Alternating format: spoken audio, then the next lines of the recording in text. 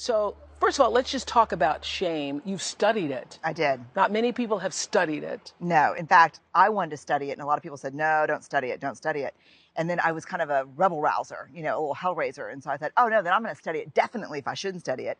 And I go to the stacks at the library at our college, and the first article I pull says the decision to study shame has been the death of many academic careers. Oh, my goodness. I was like, student loans, death of the career. I'm like, oh, my God. Wow. Yeah. You know why? Why? Nobody wants to talk about it. Yes. We have a visceral reaction to the word shame.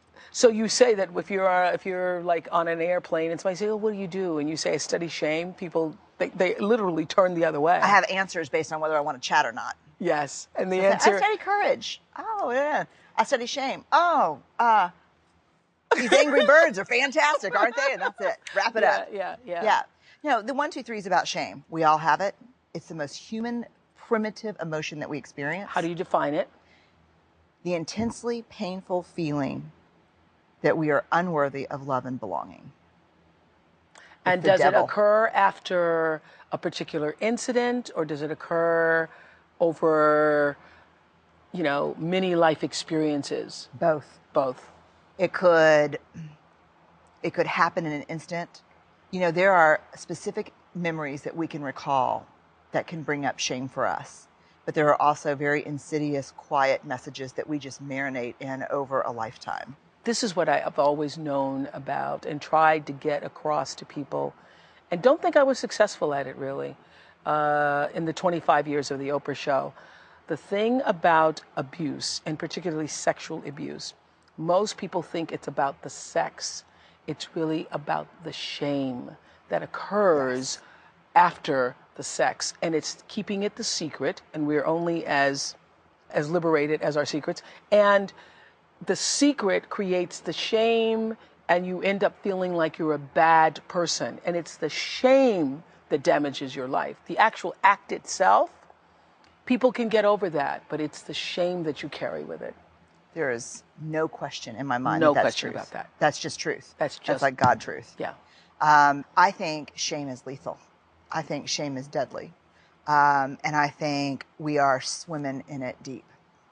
Do people recognize it, No. though? I think people don't recognize So people it. have 1 or 2 reactions when I say shame. They say, I don't know what you're talking about, but that has nothing to do with me. Yep. I know exactly what you're talking about, and I'm not talking about that. But here's the bottom line with shame.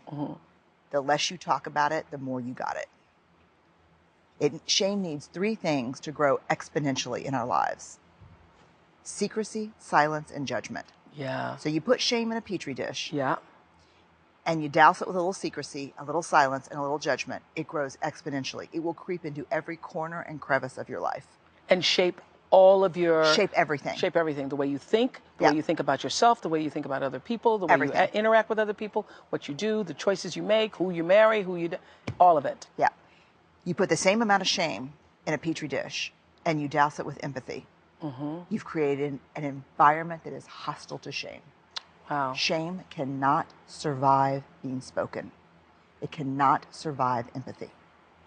So if something really shaming happens to me, and you talk about it, and I call you and I say, oh God, Oprah, it's Brené, you're not going to believe what happened. I'm in such deep shame. And you say, what's going on? And I tell you, and you express empathy. Yes. Shame Can't survive it. Shame depends on me buying in to the belief that I'm alone. You know, I have a good friend, Robert Hilliker, who I work with, and he's a therapist, and he always says, hey, keep the shadow up here, because it can only take you down from behind. Whoa, that's good. Yeah.